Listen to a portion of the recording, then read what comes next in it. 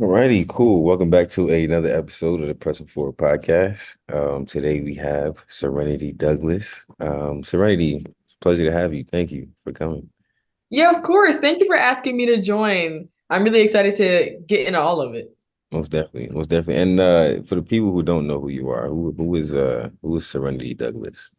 Oh, that's a loaded question right off Yeah. the bat. Okay. Who Yeah. is Serenity Douglas? Serenity Douglas, the reporter, hopefully the innovator, ex track and field athlete. I say ex because I will not hit a track anymore.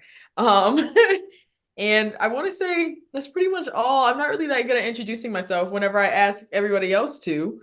Um, Look, Not you now usually. you're on the other side of it. Now you I know what to do. know.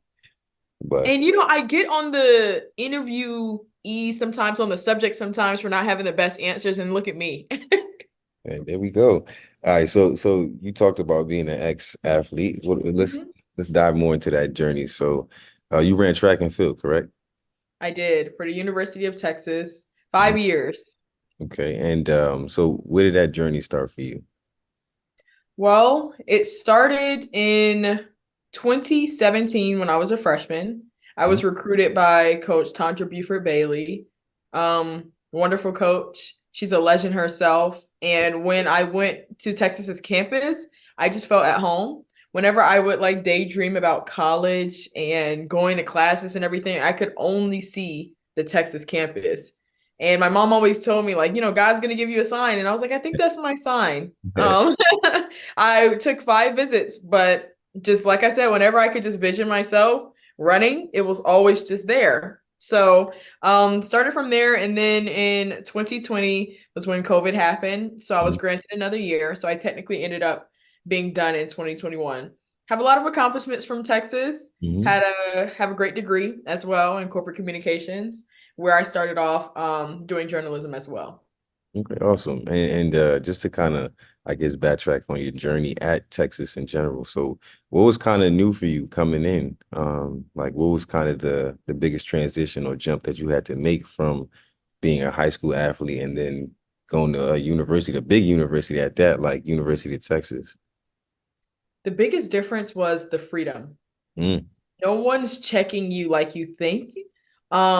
You just get all this freedom and no discipline necessarily. We have discipline on the track, but Coach Bailey is not going to be calling us, asking us if we made our bed, or asking us what we're eating, things like that, how many parties we've been to. Yeah. So Yeah. it's just the full amount of just free will freedom for an 18-year-old who was like, okay, I could wake up today and not eat breakfast, or I could wake up and eat cake for breakfast and nobody's gonna say anything. Now I'm gonna regret it later on in my Yeah. workouts, but that concept was just so hard to grasp. And you didn't really realize that you were abusing that free will. And so maybe about sophomore or junior year, because Mhm. while you're in it, it doesn't necessarily feel like free will. So I would say that was just the biggest difference is just not having the same rules that I had when I was in high school. Got you. Got you. So you were able to now have all this free time to do as you please, so to speak. Oh Um, yeah, for sure. and so within that 5 year window, right? Like, or was it five? That's five. Yeah, it's 5 years. 5 years. So within that 5 year window, I'm sure you've incurred some challenges along the way in terms of like maybe, I don't know, have you been injured while you was Yeah, I did. I went through a lot of challenges in college, and surprisingly, being injured was not the biggest one.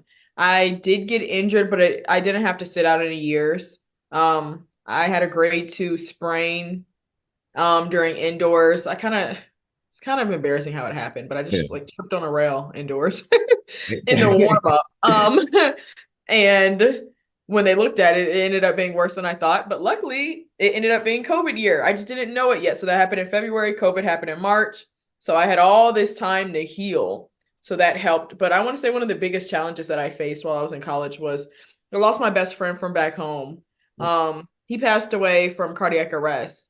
And I Wow. was too young to be able to grasp what death was. Yeah. And sometimes I can't even say it. I actually need to backtrack that. Some people experience death when they're really old, and some people experience it when they're really young. But this was my first real experience Right. with death and having to go through that and feeling like I was fine, Yeah. still going about my day. And then breaking down a lot at practice or breaking down in class. That was the biggest thing that I went through in college for sure. So just overcoming just like, or just going through grief and loss is a big thing. Yes. So what would you say, even during that time, what would you say was helpful in terms of like overcoming some of those things?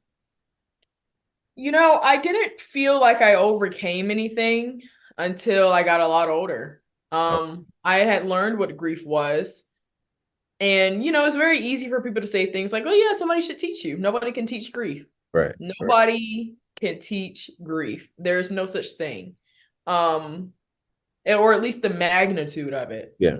Even So, mentally preparing yourself, you can't, even the physical yeah, thing of it is much different, right? you absolutely cannot. And I realized that the only experience I had with death was when, grandparents pass away. And I'm not saying that that does not hurt, Right. but, you're young and you just look at it like old people pass away. Yeah. So when it was just so sudden, and I learned it was really like a Damar Hamlin situation. He just passed away on the football field. And something as sudden as that, where you don't get answers. You don't get a chance to go to the hospital and pray or to create a hashtag and GoFundMe for people to send funds. It was sudden. It was as soon as I got the news, it was done. So what helped, I went to campus therapy and that helped out a lot, but therapy didn't come until maybe 6 months after because you're in like denial Right. phase, Right. thinking that you're okay and you're Yeah. not. Not realizing that grief affects all things. It's not just you crying, it affects your grades, it affects your practices. It affected my temper, the way I'm just, or in my outlook on life. I'm Yeah. like, well, dang, like nothing guaranteed anymore. And everybody loves to walk around knowing that, but knowing that is Yeah. just Yeah. so much different. Okay.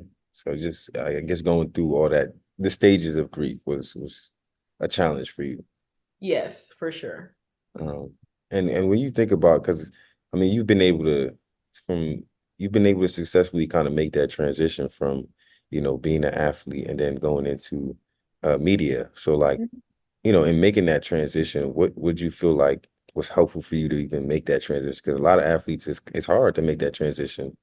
Even finding out what are some of your gifts, what are some of your talents that you have to then be able to transition to another field. So, what kind of made it apparent for you, like some of the gifts that you already had, and what helped you to kind of make that transition?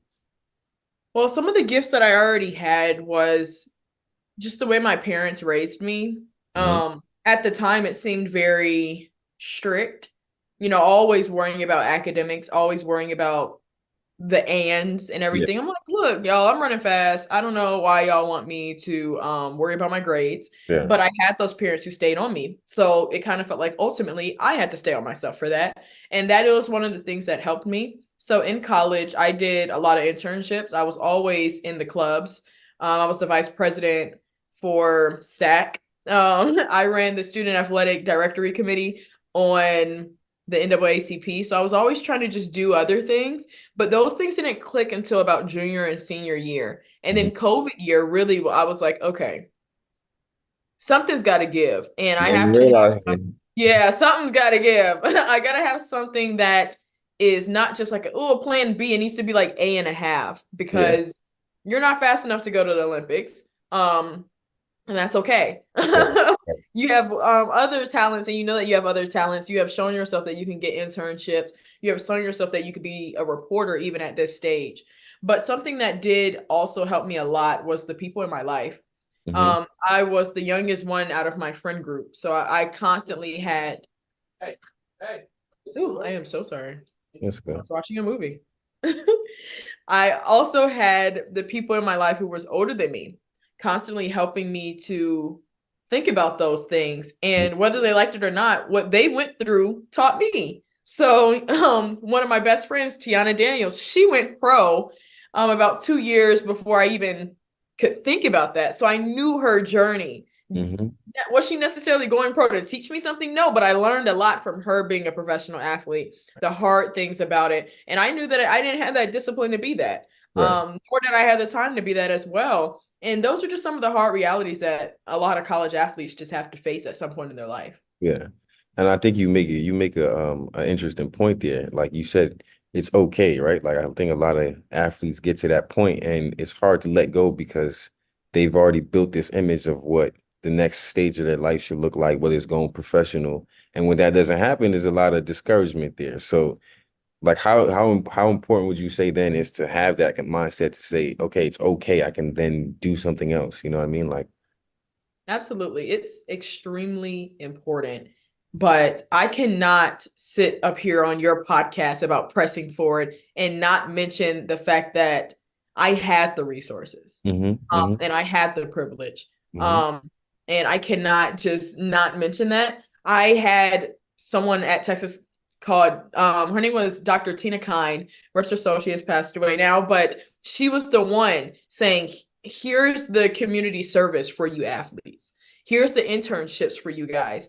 And she was the one putting it in my face. hmm And that helped me. And I was the one going to the awards and seeing, the older girls on the Texas team getting awards for community service, their names still getting mentioned. Nobody even remembers the fact that they're not fast. And I was like, you know what? I want that. Yeah. I can't run a 49, but y'all are still going to be talking about me even when I am gone from Texas.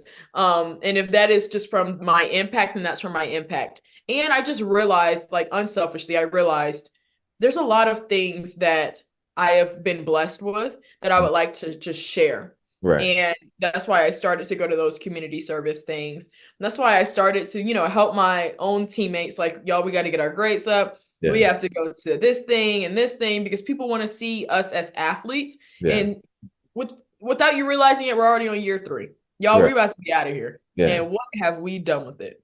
Right. I mean, what have we done with it? And it's just so difficult to put yourself in that mindset when you're that young because hmm you do have a lot of things to worry about, Right. like Right. running fast and handling injuries and Having a weight social loss, life. weight gain, all that. That and trying to balance having a social life as well, things like that. So, Absolutely. So it's um, it's it's really hard. you made it, but I think the thing also to note there is you said you had the resources, right? But you still had to put in the work to follow up on the resources. So it's one thing to have it, right? But like it's another thing to then put in the work and like I said, faith without works is dead. So you got to put your end of the work into it as well too. So and then so you had a pretty connected support system. Uh, Mhm. how important would you then say it is to surround yourself around the right people? Because, like you said, you had your friend who went pro, and just being in around that helped you, or it had some effect on you in some way. So, how important would you then say it is to surround yourself with the right people? It is the most important thing. I really don't believe I would be where I was if it wasn't for that. Um, just growing up, everyone was always older than me, so it was kind of a given. And then when Yeah, I got to college, that's how it was again.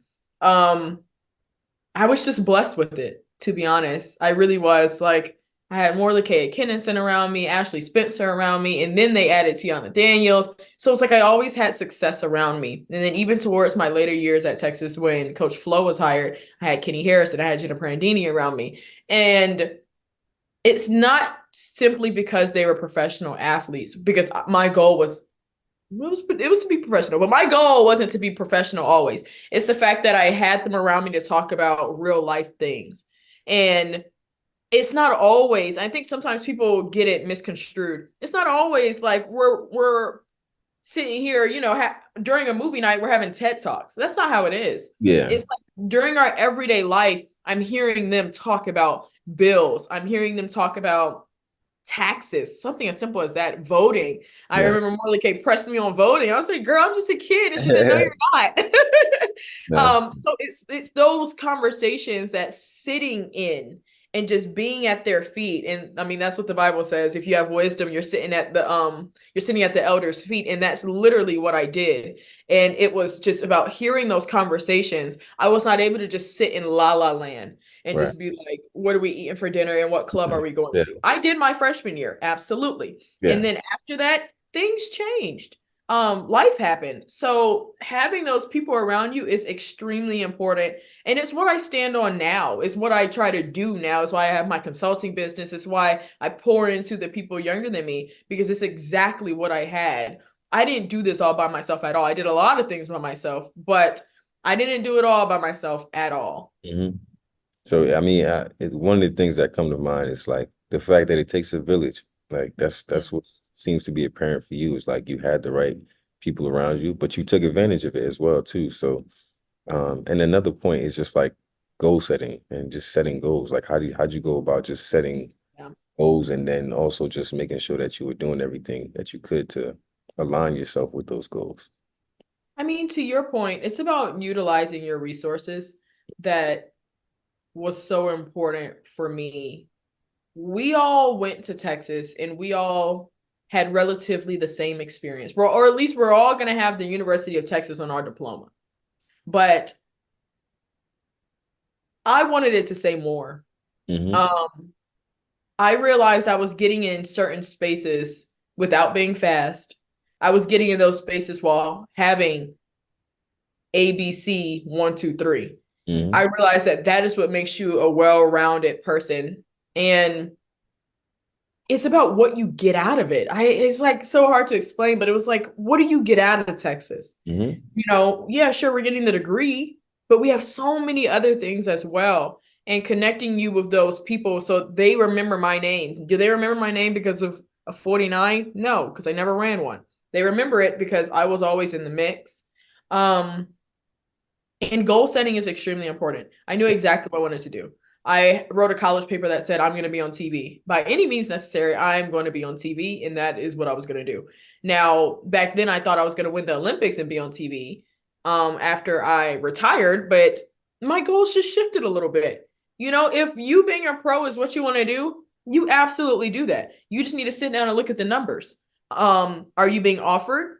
No, that's okay. If you still want to run, you go and do that. You just know that you have to work a job as well. And if that's something that you're willing to do, then do that. That was not something that I was willing to do.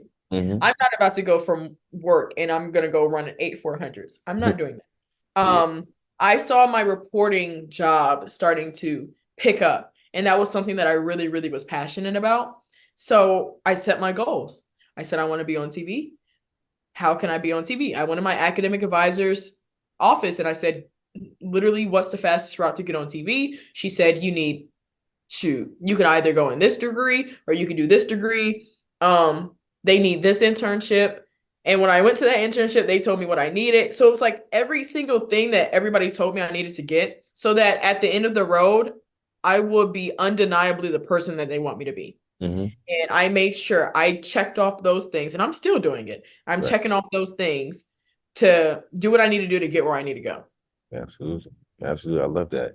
And so what would be your because I'm sure there's some listener out there that might aspire to do what you're doing right now. What would be your advice to an individual who might be scared or nervous about putting themselves out there In the reporting space, in the reporting space or just in general, just goals in general? well, the Bible says to write it down and make it plain. Mm-hmm.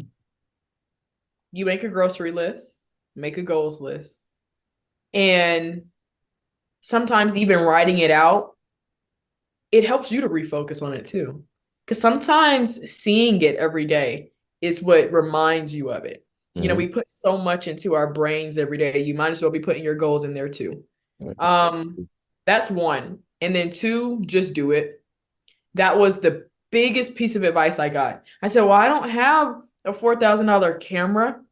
They were like, you got an iPhone. Yeah. Like, set up your phone, Yeah. set up your laptop, and do an interview with somebody. I'm surrounded around 7 professional athletes, and I'm talking about I don't know how to do it. Yeah. There's no excuse for that. Yeah.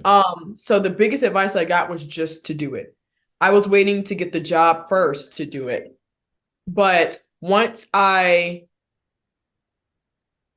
did it and I realized what I enjoyed doing about it and what I didn't, that's when I was really able to be successful because my first interview was nothing like any of the interviews I'm doing right now. Yeah. But that's the process.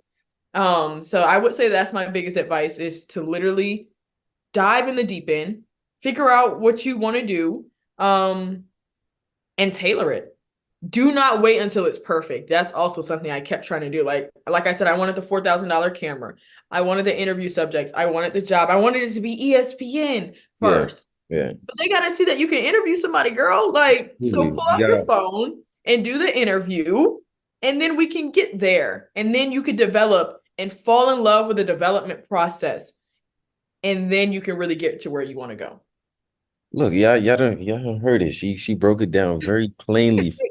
Write it down, make it plain. You got your goals, write it down, make it plain. Put it somewhere where you can see it. And most of Mhm. all, like you said, do the work. Where can the people find you? Because you mentioned you have a consulting business. I'm sure anybody could take advantage of that. So where can they find you? Yes, absolutely. If you go to my Instagram, it's underscore Serenity D. I do run a consulting business called Serenity Media Consulting. And that's just going over resumes, going over reels to make sure, you tailor it to what the employers want because you can't just learn that in a book sometimes. I heard it by word of mouth of what they're looking for. I was just getting the rejection emails and then I eventually just had to find a way. So I am here to help people find the way, professional development, connecting you with people because I might not be the person for you. I am not a content creator like that. But I Mhm. can connect you with plenty of content creators who could get you to where you want to go. So that's what I run in my consulting business.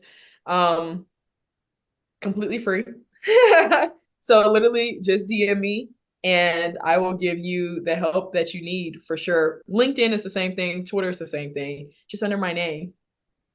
I love that. Appreciate you. Well, it's a pleasure having you. I mean, you shared a lot of gems, and I hope that if they're able to pull at least one thing from what you said, that's you've done your purpose. So again, Serenity Douglas, I appreciate you. And yeah, it's a pleasure having you. Thank you.